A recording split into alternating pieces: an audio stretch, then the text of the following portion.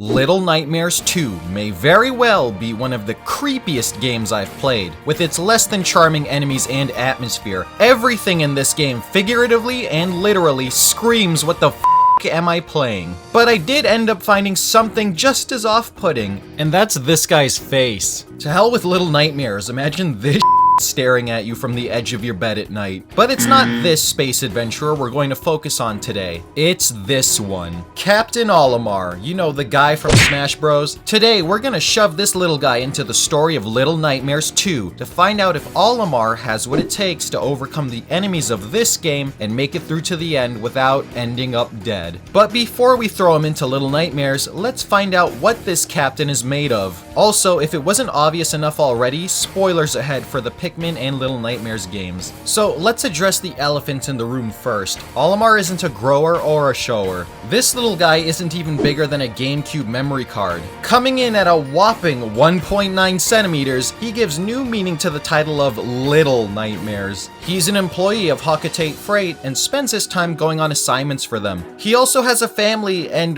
why does his wife look like that? Were these two separated at birth? He's also had to bail the company he works for out of debt by toiling away at work. You know, Olimar sounds more relatable than I thought he'd be. So what does this little guy do exactly for combat? Well, he's not a captain for nothing. He can punch stuff. And he commands his own personal army of small creatures called Pikmin. The Pikmin come in many different colors, kind of like Skittles. And like Skittles, they can disappear pretty fast if you're not paying attention. They also have different uses. For instance, red Pikmin are immune to fire, blue Pikmin can swim, yellow Pikmin are immune to electricity, white Pikmin are immune to poison and are also poisonous themselves, purple Pikmin are heavy and strong, rock Pikmin are used to destroy obstacles, winged Pikmin can fly, ice Pikmin freeze enemies and water, and glow Pikmin can stun enemies. Olimar can control up to 100 Pikmin at any given time, and can mix and match which colors he will need and save other Pikmin for a later time when he would need them. Olimar has used the Pikmin in order to defeat many foes and make it through tough obstacles, and today he's going to be employing those very same tactics to make it through Little Nightmares 2. Now we'll have to create some leeway for Olimar on why the Pikmin are with him most of the time on this journey. And I don't normally do this, but I'm also going to give him some of his abilities from the Smash Bros series as well, because if he didn't have them, this would be over pretty quickly for him. Now with that out of the way, let's find out what'll happen to our brave little captain on this strenuous journey. On his way home, Olimar would get a call from his boss. It seems their company had discovered a new planet they want Olimar to investigate, as it could hold some valuable treasure. Olimar was looking forward to heading home, but 180'd the ship and headed for this new planet with Louie and the Pikmin. Once they arrived and were about to enter the atmosphere, their ship was course correcting itself and everything was going haywire. Olimar tried to pilot it the best he could, but couldn't stop it from falling down towards the surface of the planet. Olimar and Louie crashed, and Olimar blacked out. After a few hours, Olimar got up, but he didn't see Louie anywhere. He was surrounded by greenery, which of course he was used to, but something felt off about this place to him. He called out his Pikmin and began to journey forward. Now, considering how small Olimar is, he's much tinier than the protagonist of Little Nightmares 2, so Olimar on his own is not going to be able to reach high places. However, he could use the Pikmin to reach and climb up onto things that he normally couldn't. And he can fly for a short time as well with the winged Pikmin. As Olimar proceeds to get farther and has to dodge the bear traps, he could throw Pikmin to clear the path and have the traps set themselves off, making it easy for him to walk through without severely hurting himself. The rock Pikmin should be sturdy enough to survive the bear traps, since they can survive a lot of blunt force and are extremely durable. Even if the bear trap did end up being more than they bargained for, they would end up as sprouts that Olimar could just pluck out. Using this strategy, Olimar wouldn't lose any of his Pikmin, which is great for him. After making it through the traps, Olimar would stumble upon a house. Inside, Olimar would quietly make his way to the basement. Now, normally these doors need to be nudged open a bit to get through, but since Olimar and the Pikmin are so tiny, it actually works to their benefit that they can just walk through many of the cracked doors. Once in the basement, he'll find Louie on the other side of the door. Now, as you can see here, there is a gap big enough that Louie, Olimar, and the Pikmin should be able to just walk through. But Louie tells Olimar that he just stayed here until he came to get him because he was scared of going any further alone. So the axe portion is completely unnecessary. Once they make it to the door with the lock, they will have to open the attic to get the key. Now, Now, to open this, Olimar could fly himself up with the Pikmin to grab on, but he would need more weight in order to pull it. So what he could do is have the purple Pikmin help him, as one purple Pikmin is about 10 regular Pikmin in weight. So if Olimar used enough purple Pikmin here, he should be able to open up the attic. Then, instead of using the crank to get the key, he could retrieve it with the winged Pikmin, as they could bring it to him and Louie. Once they have the key and unlock the door by flying up to it, they would come to this room after walking a bit from outside. Now, no matter what, the Pikmin don't have enough strength to move this box. The Pikmin series can be a bit inconsistent on how much Pikmin can lift, but we do know they lifted a rusty 1 kilogram dumbbell. This box, from the way it's pushed, seems to weigh more than that. Olimar could create a rope out of the 100 Pikmin to pull himself and Louie up, in case the winged Pikmin didn't have enough strength to fly Olimar all the way up. As for the chase sequence after getting through the doggy door, I don't believe it would play out the same way. Olimar, Louie, and the Pikmin are all so small that just running into the grass would make them pretty much invisible to this guy. Also, they have the benefit of making less noise when they walk, as their footsteps don't carry as much weight when they run, making it harder for the hunter to pick up the noise. The only two real big issues that I can see being a problem are the birds, but Olimar and the Pikmin have beaten the crap out of birds before, or at least their heads. Or the fact that Olimar might need to whistle in order to control the Pikmin and tell them where to go. However, because the sound of Olimar's whistle would be so small, it may just end up blending into the atmosphere and noise surrounding the area. The hunter could mistake it for crickets or something else. So I don't think this guy would chase them all the way to the end where a bullet was waiting for him. After making it to the water, they could ride their new boogie board to the city and enter the next fun area, the school. Now this area is a bit trickier, but also has a lot of hiding spots for Olimar. While patrolling the halls, there are lockers with a big enough gap for Olimar to hide under them. That way he can avoid the students and not get grabbed. Especially because at this point, if this locker were to trap Olimar, he would have no way of getting out and he'd be stuck.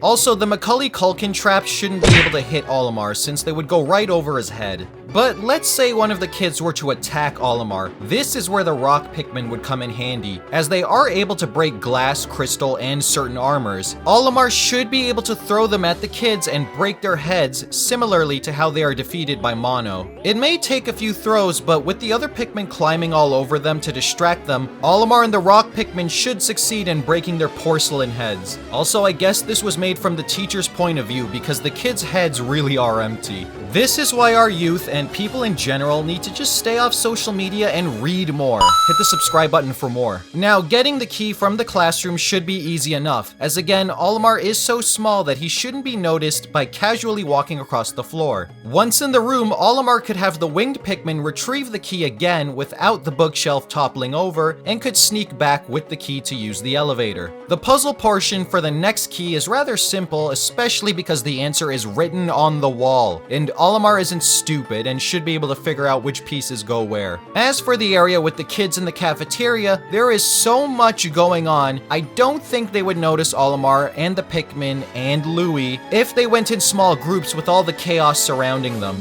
And the next door actually works in Olimar's favor, as standing on the glass jar wouldn't break it, and he could throw a purple Pikmin and skip all the climbing Mono would normally have to do at this point. Now again, moving carefully, Olimar and Louie could get past the teacher without being noticed. If for some reason things did get hairy, Olimar could lure her away from them by using the white Pikmin to distract her. And since we do see this thing grab Mono with her mouth, if she were to swallow a white Pikmin, she might die. This is because if ingested, white Pikmin being poison type will have their poison spread through the person's body, and eventually their poison will kill them. So this could be a good way to defeat the teacher quickly instead of just having to run from her the whole time. So while it may sacrifice some Pikmin, Olimar could eliminate her right then and there with this strategy. Regardless if he does or does not, the rest of this area isn't too difficult for Olimar to clear. The only big question mark is if Olimar, Louie, and the Pikmin could create enough force to get this piano to fall through the floor.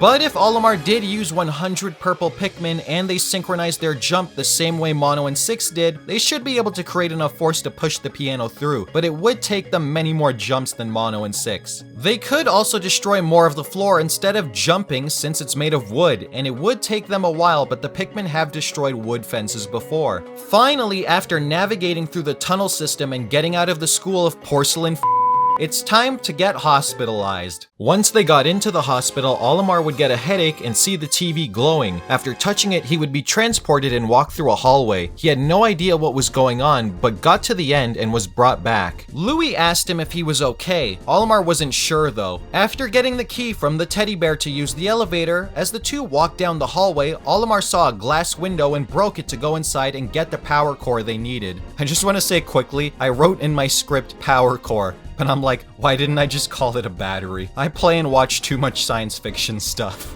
Back to what I was saying, normally this would take longer to do, but since Olimar has rock Pikmin, he can break through the glass since these Pikmin can destroy glass in the Pikmin series, thus skipping all this extra crap Mono had to go through. After inserting the battery and going into the next room, that's when things get a little more spooky. There are enemies that will chase and grab you when the lights are out. Now, Mono turns the lights off, otherwise you can't pass by this mannequin, but Olimar is small enough to just shimmy his way through under them, so he doesn't necessarily have to pull the lever and get it to move out of the way. But since that's too easy, let's just say the bulbs break. If the power were to go out, Olimar could use the glow Pikmin to fend off the attacking mannequins, since they stop moving if there's enough light. If enough glow Pikmin were out, they should be able to fend off the attacking mannequins, keeping Olimar safe. Then, after grabbing the next battery and heading to the next area after dealing with some hands, they would encounter the Doctor. Now, as I've said, Olimar's height works for him here as he can slip by pretty much unnoticed by the Doctor. There will be points where Olimar will have to open the doors with the help of his Pikmin, but when the Doctor reacts to see what's going on, instead of running, Olimar could hide very easily and wait for him to go by.